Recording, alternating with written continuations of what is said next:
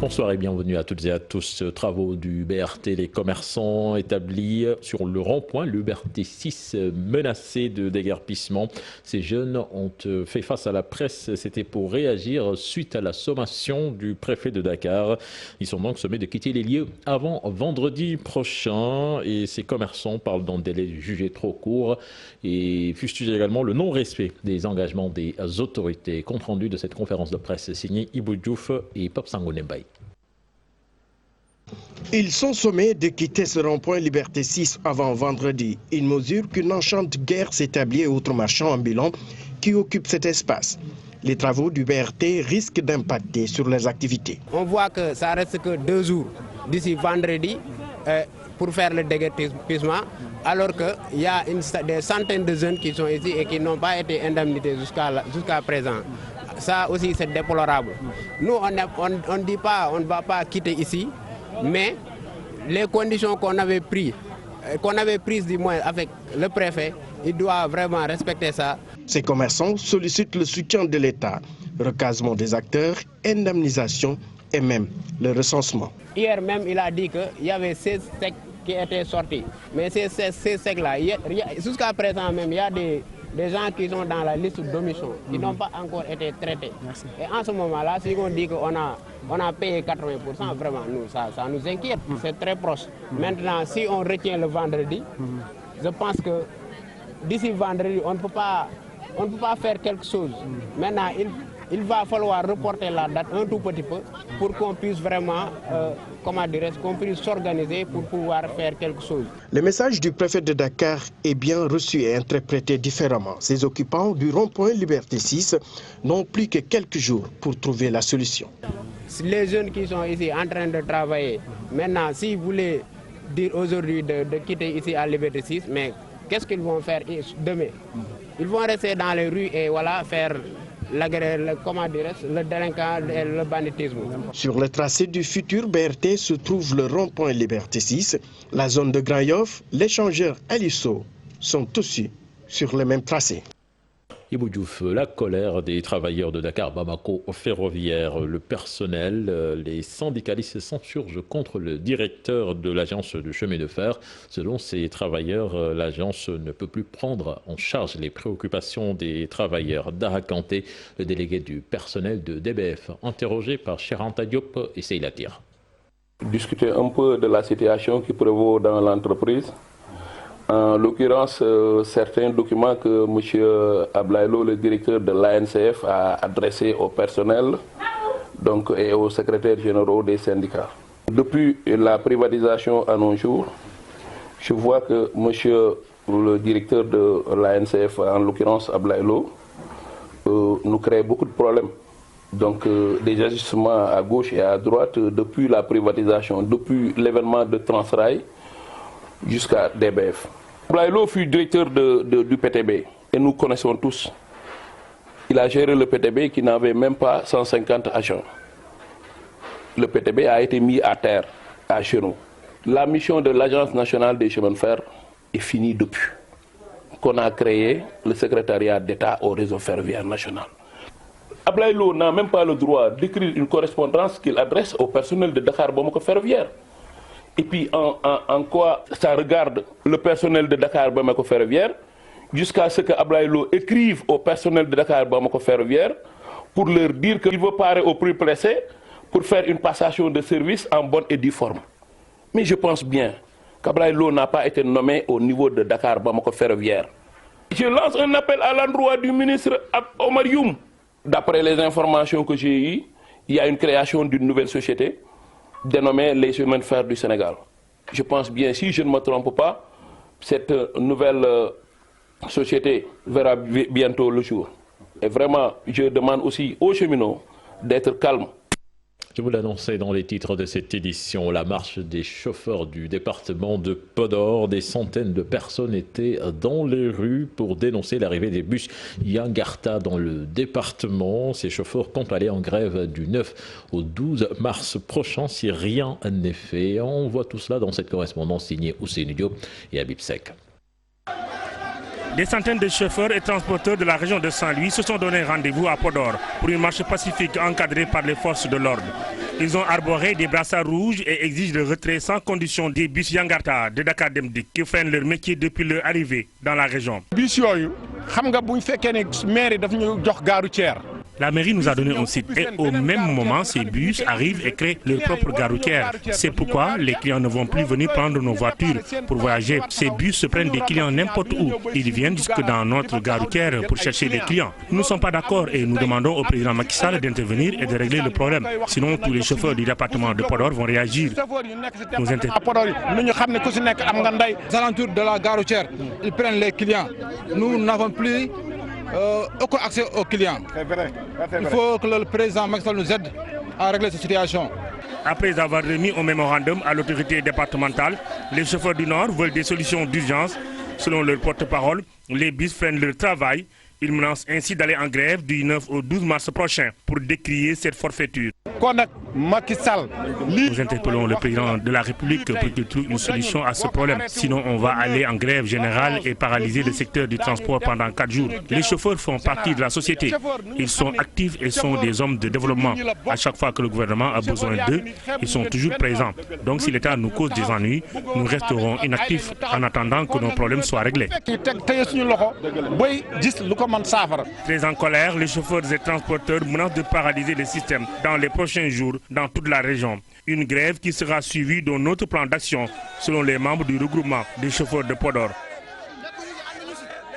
Puis le groupement polyvalent de recherche et de répression de la fraude GPR de Thiès a procédé à une importante saisie de faux médicaments. La valeur est estimée à 100 millions de francs CFA. Là-dessus, nous écoutons les explications du lieutenant Djibril Sangaré de la douane de Thiès, interrogé par Seyla Tir et Cheranta Diop.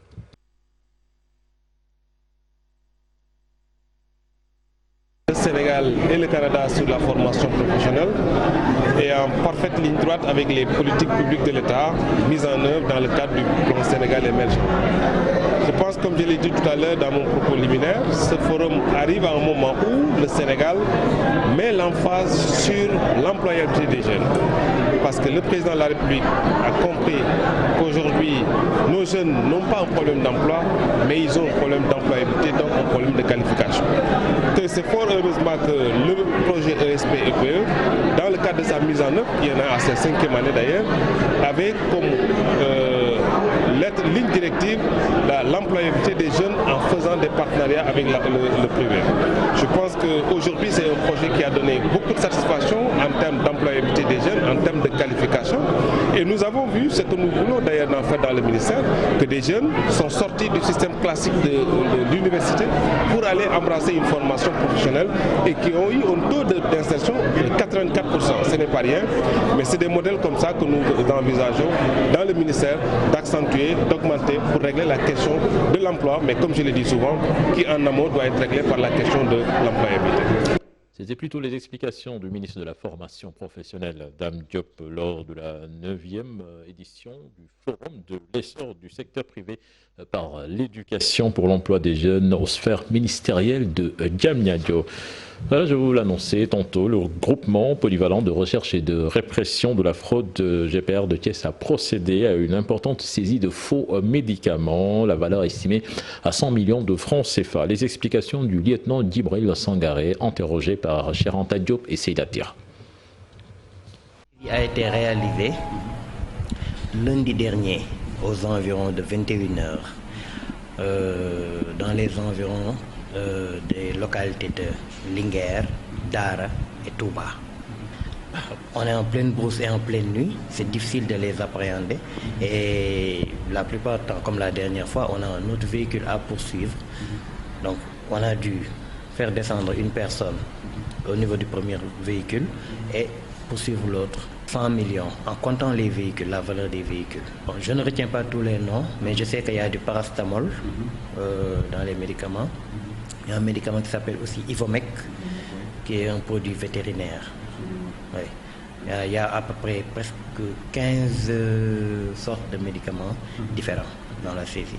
Comme je vous dis, la semaine dernière, il y a eu une grosse saisie, 3 fois plus grande que notre saisie, réalisée par les agents de la brigade de Kédougou. Et pas plus tard que ce matin, nous sommes avant tout des membres de la population. C'est-à-dire, nous sommes issus de la population. Nous devons protéger la population. C'est vous qui êtes dans des endroits où nous ne sommes pas. C'est vous qui voyez des choses que nous ne voyons pas. Il faut les partager avec nous pour nous aider à vous aider. Vous savez, un faux médicament ne soigne pas. Au contraire, un faux médicament tue. Nous allons à Kaolack avec le lancement du projet Agropole Centre. Plus de 100 milliards de francs CFA attendus du secteur privé. Et c'est le gouvernement du Sénégal et la coopération belge avec l'appui de la BAD qui finance ce projet. Un projet qui vient promouvoir l'industrie agroalimentaire dans la zone centre. Les explications de Moustapha Diop, ministre du Développement industriel de la petite et moyenne industrie, interrogé par Ibrahim Diamé et Fally Gueye.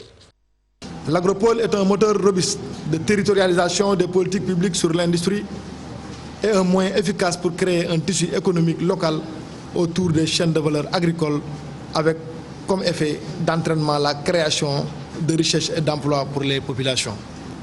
Il me plaît ainsi de rappeler que les études de préfaisabilité réalisées par l'ONUDI en 2015 et les missions de terrain que j'ai envoyées dans la zone centre en octobre 2018 avait permis d'identifier un certain nombre de filières prioritaires telles que les oléagineux comme l'anacarde, sésame, arachide, les céréales, le mil, maïs, sorgho, le riz, les produits de l'élevage, viande, volaille, lait, cuirs et peaux, les produits de la mer, le sel et les produits halieutiques. Mesdames et messieurs, le Royaume de Belgique, dont je voudrais magnifier la coopération exemplaire avec le Sénégal, a eu l'heureuse initiative d'accompagner mon département dans la réalisation de l'Agropole Centre, à travers le pilier 1 de son programme de coopération qui a pour objectif le développement du secteur agro-industriel compétitif et l'appui à l'émergence de micro, petites et moyennes entreprises performantes. Et mon département ne ménagera aucun effort pour que cette agropole voit très rapidement le jour à la grande satisfaction de ce beau monde qui tourne autour des activités des filières choisies. Le ministère de l'Agriculture et l'USAID lancent le projet Feed the Future Sénégal pour un coût estimé à 5 milliards de francs CFA. Le but est d'améliorer la production agricole et lutter contre l'insécurité alimentaire. Mambiram Diouf, Tierno Laurent Mendy y était pour nous. Un projet qui vient en appoint de ce que fait le ministère de l'Agriculture et de l'Équipement rural à travers sa politique agricole pour l'amélioration de la productivité des terres. Projet qui a un ancrage institutionnel au niveau du ministère de l'Agriculture et qui est intitulé Projet de fertilisation des sols Dundal Souf Feed the Future, qui est financé par l'USAID, le gouvernement américain, mais qui est mis en œuvre techniquement par le Centre international pour le développement des engrais. C'est un projet qui a une enveloppe financière d'environ 5 milliards de francs CFA. Étalé sur 3 ans, sa mise en œuvre se fera dans plusieurs localités du pays. On peut dire qu'il a une couverture nationale parce qu'on a la Casamance, le Sénégal oriental, on a les Niayes et nous avons le bassin arachidier. Un axe qui porte sur la caractérisation des sols et l'élaboration de nouvelles formules d'engrais. Un deuxième axe qui porte sur la diffusion de technologies de fertilisation déjà éprouvées. Et un troisième axe qui porte sur la diffusion des textes réglementaires qui sont élaborés par la CEDEAO et qui doivent être appliqués dans les différents pays membres. L'exécution du projet Dundal Souf devra contribuer dans la lutte contre l'insécurité alimentaire qui touche des ménages. Et puis un taximan qui a frôlé le pire après un accident impliquant son véhicule et un camion gros porteur qui transportait des briques. Un accident donc qui remet au goût du jour la lancinante question de la surcharge des gros porteurs, à l'insuffisance de postes de pesage, la responsabilité des conducteurs également. L'État est pointé du doigt devant la recrudescence des accidents de la circulation. Un sujet signé Fatima Touré et Youssou Baro. Sur son visage se lit tristesse et amertume. Modou, chauffeur de taxi dont son actif a frôlé la mort sur le rond-point communément appelé virage. Sa voiture presque détruite, il nous explique en détail les causes de l'accident dont il a été victime. J'ai vraiment frôlé le pire. Ces camions ne doivent pas rouler en plein jour. Vous voyez, ce gros porteur m'a trouvé au niveau du rond-point. Au moment où je marquais un stop conformément au code de la route, il est venu me percuter de derrière faute de frein défectueux. Si je n'avais pas avancé, je serais déjà mort. Vous voyez, les riverains se demandent où est le taximan. La surcharge des gros porteurs encore indexés, un problème auquel il faut s'attaquer. L'État n'est pas exempt de reproches, en croire cet expert en sécurité civile. Ce qui se passe au Sénégal, c'est un manque de politique de sécurité routière intégrée, qui prend en compte le conducteur, le véhicule et les infrastructures routières. Cette politique doit être diversifiée en incorporant dès lors la formation, la réglementation, le contrôle, les sanctions et la communication. Toutefois, le délégué général d'Afrique Pesage reconnaît des failles dans le système mis en place. Quand vous mettez des dispositions pour ces acteurs, les acteurs aussi réfléchissent comment contourner ces dispositions-là. La preuve, le véhicule qui est accidenté au niveau du rond-point du virage, nous, on n'a pas de site de pesage ici. Notre plus proche site se trouve à Diamniadio.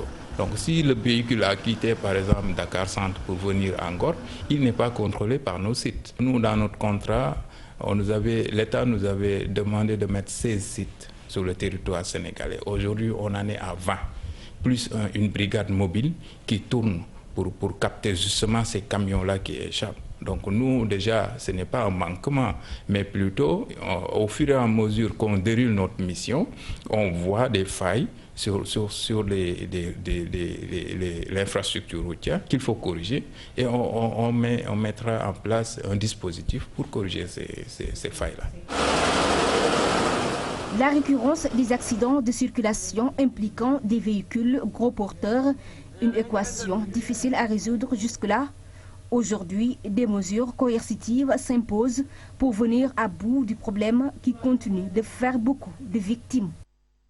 Et puis le comité d'organisation de l'appel de Seydina Ali Mamoulaye Al-Mardi, préoccupé par la mobilité au niveau du rond-point Yoff et de la corniche qui passe par Cambérène. C'était lors du CRD organisé pour les besoins de la 140e édition prévue les 25 et 26 mars prochains. Là-dessus, nous écoutons les explications du vice-président du comité d'organisation. Il s'appelle Daouda Mbaye, est interrogé par Pape Faraning et Modou Diop. Problèmes liés à des aspects de mobilité, surtout liés notamment, principalement aux travaux qui ont été entamés sur l'autopont du rond-point menant vers l'aéroport Yoff. Nous avons insisté sur ce point. Pourquoi? Parce que en temps normal, les travaux qui sont en train d'être menés constituent un goulot d'étranglement par rapport à la circulation des personnes et des biens. Nous avons proposé l'ouverture carrément de la VDN venant vers Malika, car comme tout le monde le sait actuellement, cette VDN-là constitue un point de règlement extrêmement important pour les pèlerins. Le problème de l'assainissement, principalement au niveau de l'avenue Séna Issa Rouhoulaye, juste en face du domicile de l'imam Ratib. Ce point-là est extrêmement important parce qu'il est inconcevable pour le comité d'organisation de constater que le lieu saint de Yoff continue à accueillir des eaux stagnantes. Puis en mode environnement, 3 écoles primées par l'archidiocèse de Dakar. C'était à l'issue du concours école la plus propre et la plus verte organisée le 29 mars 2019. Il s'agit du complexe scolaire des Pères, complexe avenir apprentissage et cours Mère Jean-Louis Guin.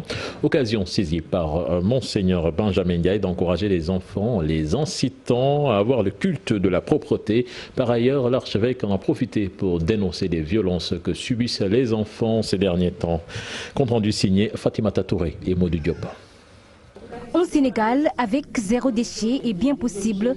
C'est la conviction de l'archidiocèse de Dakar avec à sa tête l'archevêque. C'est dans ce sens qu'il avait initié un concours inter-école le 29 mars 2019 sur le thème « École la plus propre et la plus verte ». Concours durant lequel 20 écoles étaient en lice. Au final, 300 lauréates. Occasion saisie par Monseigneur Benjamin Ndiaye pour inciter les enfants à avoir le culte de la propreté. Vous êtes dans une école, il y a des infrastructures, il y a un patrimoine bâti, il doit y avoir de l'eau, de l'électricité, une clôture, des toilettes, des poubelles, un terrain de sport, un cadre de vie avec des arbres. C'est ce que les collectivités, les communautés doivent vous offrir pour votre formation. Le maire de Dakar, marraine de cette première édition, va dans le même sens. Selon elle, un environnement sain et durable passe forcément par les enfants. Chers enfants, c'est une affaire de culture et notre culture n'admet pas l'insalubrité, encore moins nos croyances religieuses. Toutefois, celui-ci a quelque chose de particulier. Il n'y a pas de pardon en réalité. Tout le monde y gagne. Et la nation sénégalaise gagne de jeunes citoyens encore plus conscients de la nécessité de protéger l'environnement et de promouvoir l'hygiène publique. Par ailleurs, l'archevêque de Dakar, Monseigneur Benjamin Ndiaye, déplore les abus et maltraitances dont les enfants font l'objet ces derniers jours. Dans un numéro d'un quotidien du Sénégal, je lisais en début d'après-midi un article qui montre toutes les menaces qui sont portées contre les enfants. Des enfants maltraités, des enfants abusés, des enfants violés, des enfants frappés, des enfants qui traînent dans la rue. L'écologie, ça ne s'arrête pas seulement à planter des arbres et à nettoyer les cours des maisons. Il y a ce qu'on appelle l'écologie humaine, le respect de la personne humaine et plus particulièrement des enfants. Nettoyer est bien, mais ne pas salir est encore mieux, raison pour laquelle les initiateurs du concours exhortent les enfants à être les sentinelles de la propreté au sein de leurs familles respectives afin d'améliorer leur cadre de vie. Et puis Youssou N'Dour, en visite au Mali, apporte son soutien à la MINUSMA. Le ministre conseiller reçu par Mahamat Saleh, le chef de la MINUSMA, se dit fier et encourage les différents contingents engagés au Mali. Je vous propose de l'écouter, des propos recueillis par Patrick Takar. Je suis venu apporter mon soutien et nous en avons profité pour échanger sur le contingent sénégalais qui se comporte très bien. Il a soulevé ici et aussi les encourager et leur dire qu'ils ne sont pas seuls. Toute personne, tout pays, les contingents qui se sont engagés ici, les encourager et leur dire toute notre fierté parce que sans la paix, on ne peut pas avancer.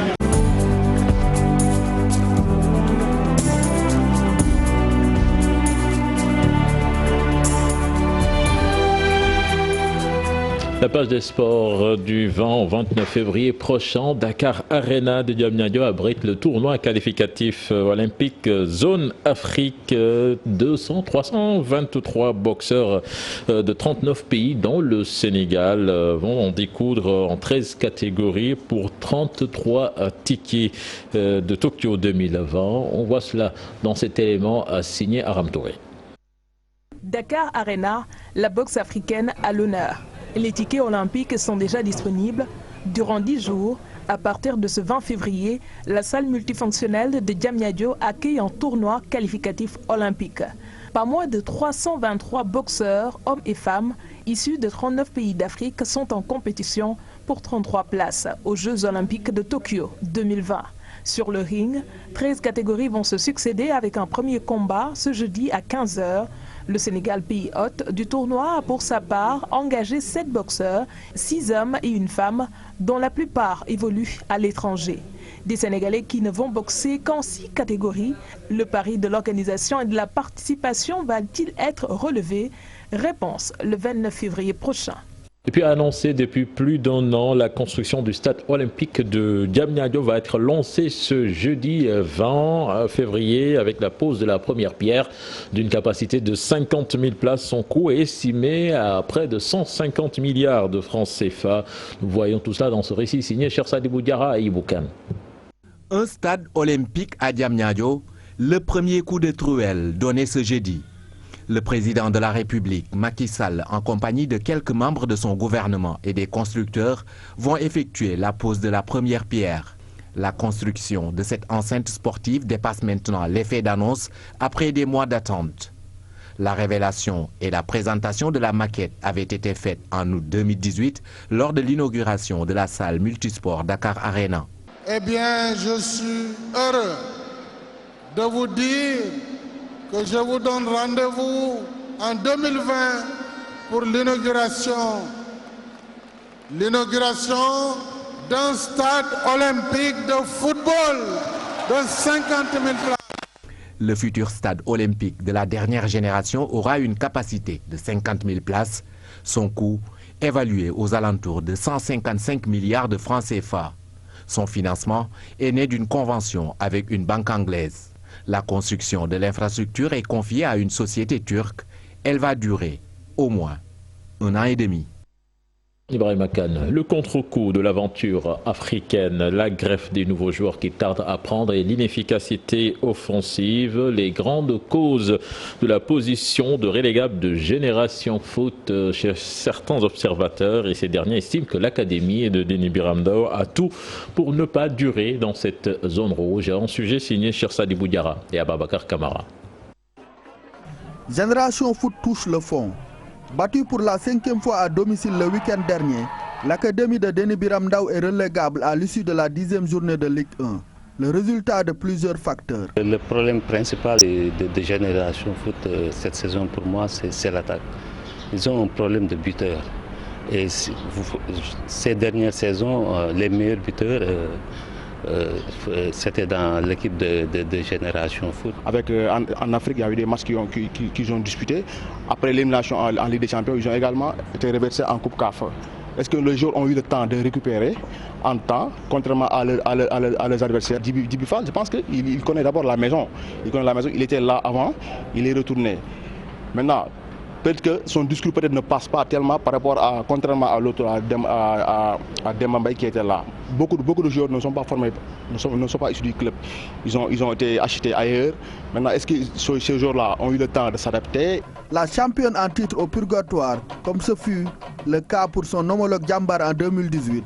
Après seulement 10 journées, c'est trop tôt pour en juger. Ça peut leur arriver comme ça peut ne pas leur arriver aussi. Ça dépend peut-être de l'encadrement et tout ça. Peut-être ils sauront comment motiver les joueurs. On est à la 10e journée.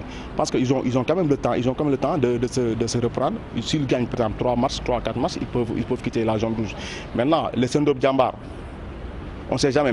14e et dernière au classement de la Ligue 1, Génération Foot traverse une mauvaise passe. Une réunion de crise est d'ailleurs convoquée ce jeudi avant son déplacement à Rufisque pour défier le leader Teungueth FC. Et puis l'actualité internationale, nous allons boucler avec résumé avec Daniel Diouf. Du virus hors de Chine, il s'agit du paquebot Diamond Princess en quarantaine au Japon pour cause de contamination au Covid-19. Ce mercredi, environ 500 passagers ont débarqué du paquebot. Il s'agit de ceux qui ne présentent pas de symptômes après 14 jours de quarantaine au Japon. Les personnes autorisées à sortir ont reçu un certificat officiel.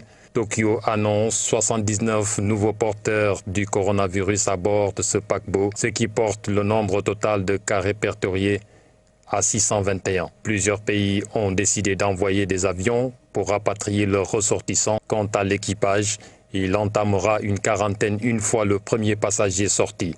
Et puis en Chine, d'août est parti, le virus, le bilan dépasse 2000 morts avec plus de 74 000 personnes infectées. En Guinée, une députée a été brièvement interpellée et présentée à la justice ce mercredi en cette nouvelle journée de mobilisation à l'appel du Front national de défense de la Constitution. Il s'agit de Jessira Traoré, actuellement en campagne de sensibilisation contre le référendum constitutionnel du 1er mars prochain. Son interpellation a eu lieu dans la région de Mamou, en Moyenne-Guinée. Pendant ce temps, à Conakry, la capitale, des échauffourées ont été signalées par endroits entre jeunes et forces de l'ordre. Et puis, dernière ligne droite, avant la présidentielle du 22 février, au Togo, la campagne s'achève jeudi soir à 3 jours du scrutin. Premier temps fort ce mercredi avec le vote anticipé des forces de l'ordre et de sécurité. À 3 jours du vote, les 7 prétendants tentent de mobiliser leur base et de convaincre les indécis. Les candidats continuent d'aller à la rencontre des populations. À Sokodé, ville considérée comme la deuxième du pays, située au centre du Togo, la campagne bat son plein. La ville a accueilli le président Faure Gnassingbé Eyadema en campagne pour briguer son 4e mandat. Enfin, il est architecte de formation. Son nom, Amadou Sidibé. Il a mis en place la première serre entièrement automatisée du Mali avec un système d'irrigation goutte à goutte et de recyclage des eaux. Avec cette technique culturelle, il a produit des fraises made in Mali. L'agriculture sous serre permet notamment de rallonger la période où l'on peut cultiver certains végétaux.